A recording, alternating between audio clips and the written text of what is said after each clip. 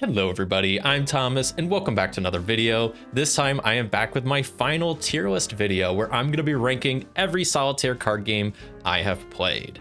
Now if you haven't seen, I've done two other ranking videos recently. One where I made a tier list of every tabletop RPG I have played, and another with ranking every board game in my collection or that has been in my collection. If you want to see either of those, they're linked in the description, but obviously today I'm ranking solitaire card games.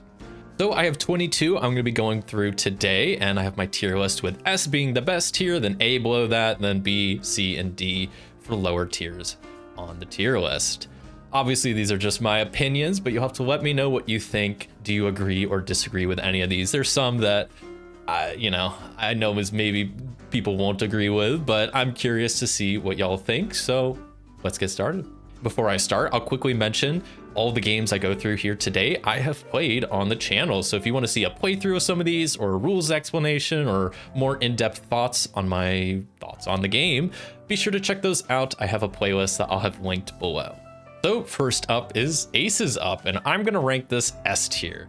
This is a game that's pretty simple. There's not a lot of decision space, which means I really probably shouldn't like it as much as I do, but for some reason, it's just so fun where you have four little columns of cards and you're playing cards from the deck and moving stuff around and trying to just get the aces left. It's pretty simple, plays pretty quick, but for some reason, I just really like this one. Next up is Area 52 from the Isaludo collection of games. I'm gonna rank this B tier.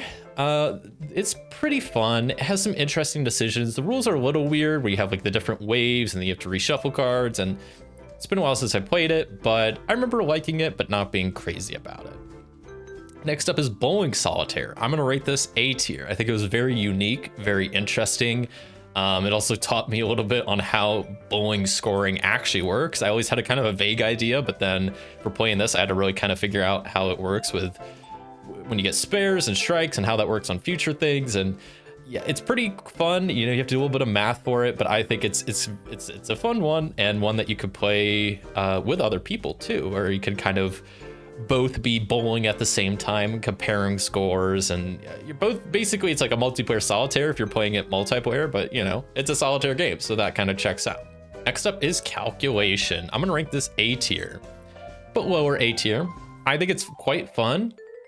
It's pretty brain burny though. I remember I had to have a little cheat sheet with some of the like series of cards because you can only place them in certain columns if it's like in the proper sequence, and it's a fun brain burny one and one that I enjoyed. Haven't played it in a while though, so maybe I need to come back to that one.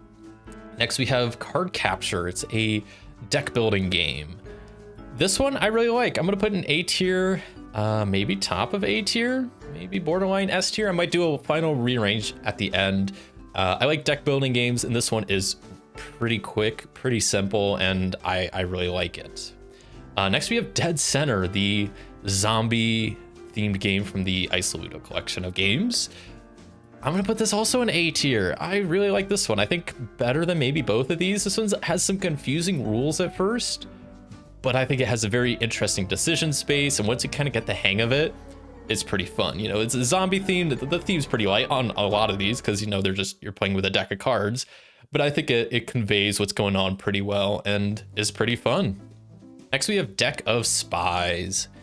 I'm gonna put this probably in B tier. It's another deck building game. I like it, obviously not as much as Card Capture, but it's pretty interesting. I feel like it has, maybe in my opinion, a little bit less decision space than Card Capture, but it does some interesting things. I think it's definitely worth a try regardless. And it has been a while since I've played a lot of these, so my opinions might change once I return to them, but I think either low A or B is where deck is. You know what, I'm gonna put it a low A actually. It's fun, I like it.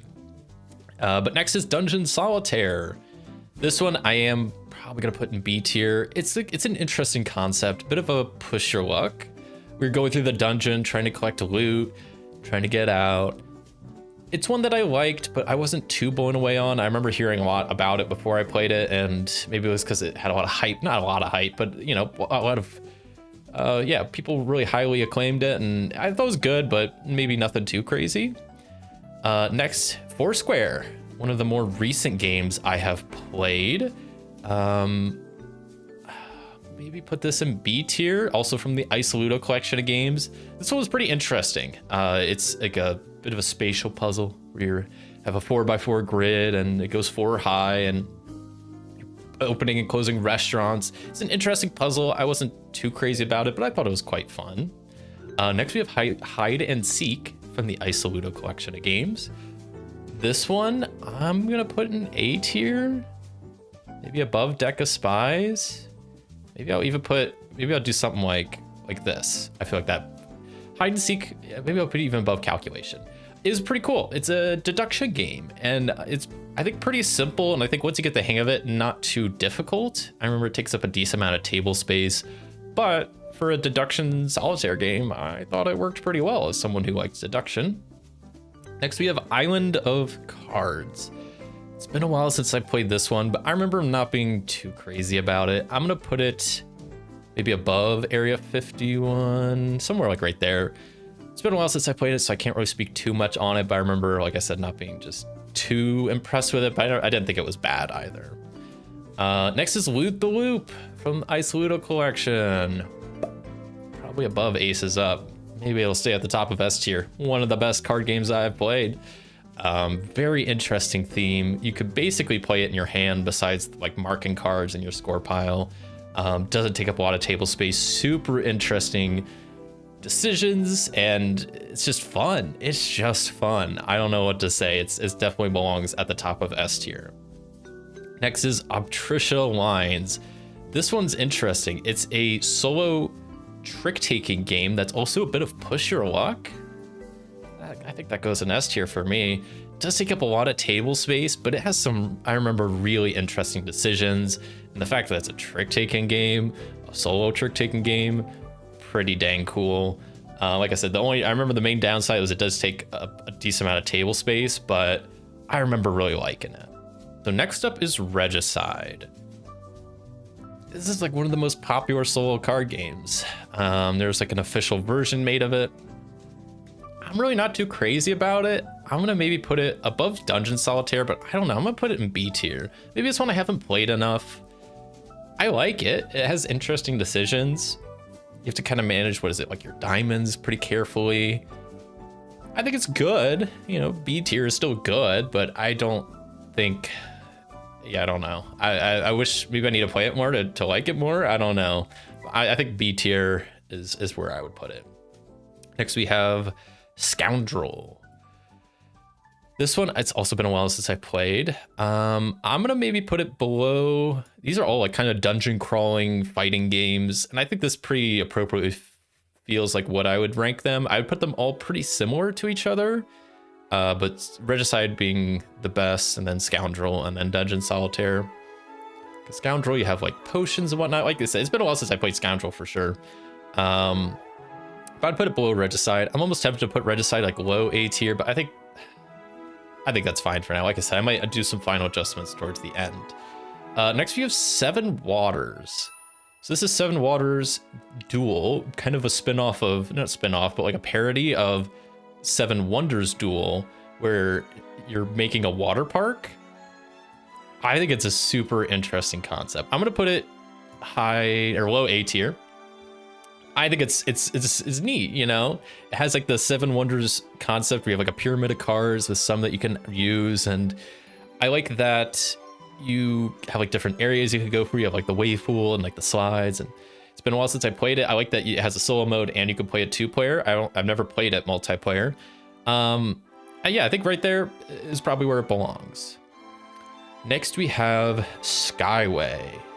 Another from the Isaludo collection. I'm gonna maybe put this right now. I'm thinking B tier, maybe like right here above Foursquare. That feels pretty good. It's fun. You have like the market of cards. I remember this one's really brain burny, because you have to like manage. You have to like make like a line of going around your map of like a highway and a skyway. It's fun, but I remember it like being a real brain burny game.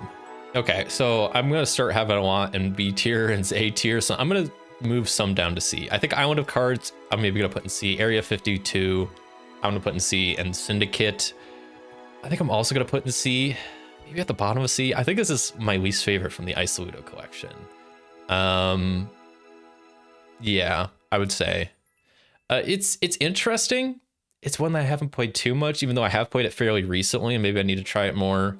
Yeah, I don't know. The theme is pretty interesting. We were trying to like infiltrate a mob, but yeah, I remember the gameplay just not being too I wasn't too blown away by it. Next is the Boogie or the Bogey. I still don't know how to pronounce it, but I think this is an S tier game. What, probably top 3, top 4 games? It's so good, so simple. This is like what a classic solitaire game should be, of just you're trying to make these little rows / columns, and you have a can of card, you got discard, you got this extra card that's always added. You're trying to do it in the least amount of piles.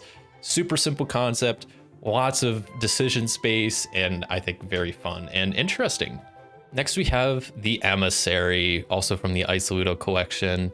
Easily S tier. Now where does it go in S tier?